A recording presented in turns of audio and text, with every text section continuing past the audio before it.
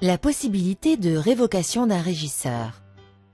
Grâce à l'autorisation donnée par le comptable public, le régisseur réalise pour le compte de ce dernier des opérations d'encaissement et de paiement. Aussi, le comptable dispose-t-il d'un pouvoir de contrôle à l'encontre du régisseur. Si, dans le cadre de ces contrôles ou en cas de signalement par l'ordonnateur ou par un tiers, le comptable découvre des faits suffisamment graves pour mettre en jeu sa responsabilité, il peut décider de retirer son agrément au régisseur. Cette situation trouve notamment à s'appliquer en cas de détournement de fonds. Le comptable adresse alors une lettre au régisseur et à l'ordonnateur pour indiquer sa décision de révocation. La régie ne peut plus fonctionner en l'état, car elle est dépourvue de régisseur et ce, même si le mandataire suppléant n'est pas lui remis en cause.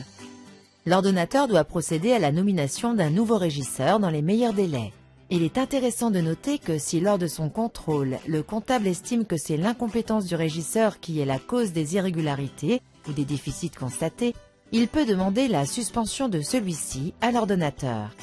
La suspension prononcée peut être temporaire, à la différence de la révocation qui, elle, est définitive.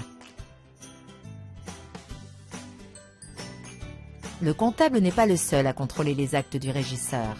L'ordonnateur qui a nommé le régisseur et qui souvent est son supérieur hiérarchique peut prononcer également des sanctions à son encontre.